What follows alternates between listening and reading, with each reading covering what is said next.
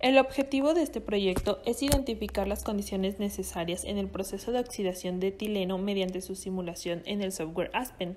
Específicamente, se busca determinar la fracción mol ideal del flujo de alimentación del proceso de oxidación de etileno para obtener la mayor conversión posible en el reactor y obtener el porcentaje mol de óxido de etileno al final del proceso. Como antecedentes, el etileno es la materia prima orgánica de mayor consumo en la industria química. La producción mundial de este compuesto es de 14.5 millones de toneladas por año.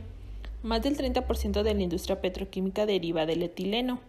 El mayor consumo es para la producción de plásticos, directamente para polietileno como materia prima para monómeros de PVC, poliacetato de vinilo y poliestireno y también como copolímero para cauchos. El siguiente puesto en consumo de etileno corresponde al óxido de etileno, que es materia intermediaria para etilenglicol y para poliésteres disolventes y tensoactivos. También es ampliamente utilizado como agente esterilizante y de desinfección en instituciones hospitalarias. Es muy soluble en agua, alcohol y éter. Se utiliza en la síntesis de polímeros orgánicos. Su uso principal es como germicida de amplio espectro, incluyendo esporas y virus, por ser agente alquilante de proteínas.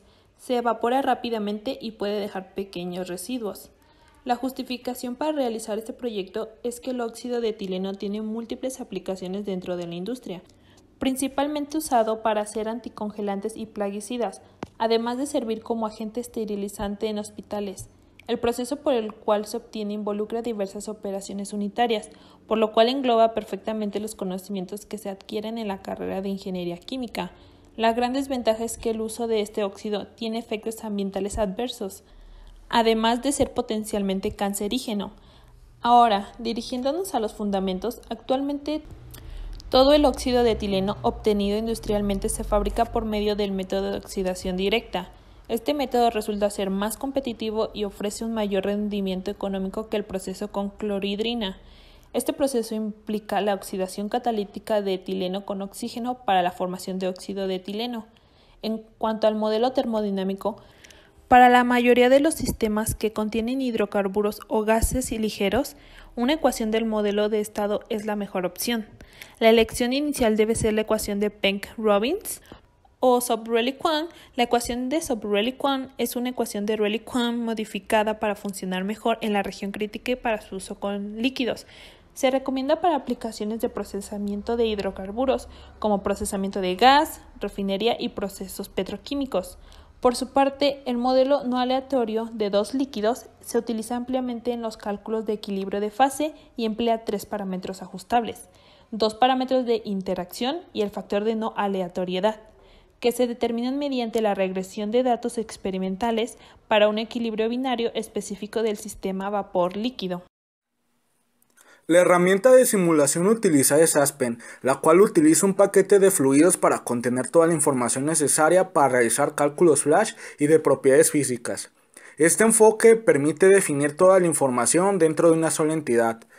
Para llevar a cabo este proyecto es necesario tener un amplio conocimiento acerca de la producción de óxido de etileno a nivel industrial, por ser uno de los procesos con mayor importancia comercial en el mundo.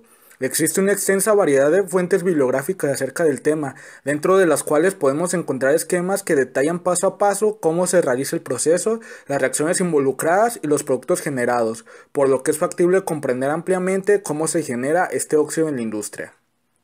La metodología propuesta se conforma por 8 pasos, los cuales son: número 1. Aplicar el modelo no aleatorio de dos líquidos, por sus siglas en inglés NRTL, y la ecuación de Rayleigh-Wong-Sub, para conocer el valor de los parámetros del proceso. Posteriormente se debe ajustar dichos parámetros de datos experimentales previamente establecidos en la bibliografía.